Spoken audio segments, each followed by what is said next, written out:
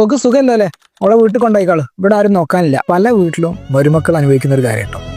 അവരത്രയും കാലം ആ വീട്ടിൽ കഷ്ടപ്പെട്ട് ജോലികളൊക്കെ ചെയ്ത് എല്ലാ കാര്യങ്ങളും ചെയ്ത് അവിടെ ആർക്കെങ്കിലും അസുഖം ഉണ്ട് അതും പരിചരിച്ച് കഴിഞ്ഞവരായിരിക്കും. എന്നാൽ അവർക്കൊരു അസുഖം വരുന്ന സമയത്ത് ഉടനെ പറയും, നീ നിന്റെ വീട്ടിൽ പോയിക്കോ, റെസ്റ്റ് എടുത്തോ. ഭയങ്കര സ്നേഹത്തോടു കൂടി പറയാന്നൊക്കെ തോന്നെങ്കിലും അവരെ നോക്കാൻ കഴിയില്ല എന്നുള്ളതുകൊണ്ടല്ലേ പലരും അങ്ങനെ അയക്കുന്നത്. അല്ല, ഒരു കണക്കിന് നോക്കിയാൽ അസുഖമാണെങ്കിലും കൂടി 2 ദിവസം വീട്ടിൽ പോയി നിൽക്കാന്നായിരിക്കും. എന്നാലും നിങ്ങൾ നല്ല രീതിയിലുള്ള സമയത്ത്, അസുഖം ഇല്ലാത്ത സമയത്താണ് അവർ 2 ദിവസം വീട്ടിൽ വിട്ടതെങ്കിൽ അവർക്കും കുടുംബത്തിനൊക്കെ സന്തോഷത്തിലൊന്നും കഴിയായിരുന്നു. ഇത് അസുഖമാവുന്ന സമയത്ത് നോക്കാൻ നമുക്ക് കഴിയില്ല എന്നുള്ള രീതിയിൽ അങ്ങോട്ട് പറഞ്ഞയക്കുന്ന സമയത്ത് അത് വല്ലാത്തൊരു വിഷമുണ്ടാക്കുന്ന കാര്യമാണ്. ഇങ്ങനെ പറയുന്ന സമയത്ത് പെൺകുട്ടികളും വിചാരിക്കുന്ന സ്വന്തം വീട്ടിൽ പോയി നിൽക്കാം, ഇവിടെ നിന്ന് കഴിഞ്ഞാൽ ഒരു വെള്ളം പോലും കിട്ടില്ല എന്നുള്ളതും എൻ്റെ കാര്യങ്ങളെല്ലാം ഞാൻ തന്നെ ചെയ്യേണ്ടി വരുന്നുള്ളൂ. ഇത്രയും കാലം നിങ്ങൾ ചെയ്തതോ കൊടുത്തതോ കാര്യങ്ങളോ ഒന്നും അവരുടെ മനസ്സിലുണ്ടാവില്ല.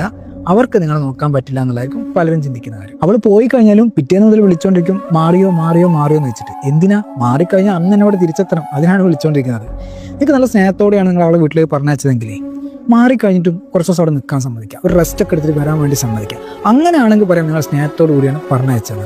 അല്ലാതെയാണ് നിങ്ങൾ ചെയ്യുന്നത് വെച്ചാലേ നിങ്ങൾക്ക് നോക്കാൻ കഴിയായിട്ട് തന്നെയാണ് പറഞ്ഞയച്ചതെന്നാണ്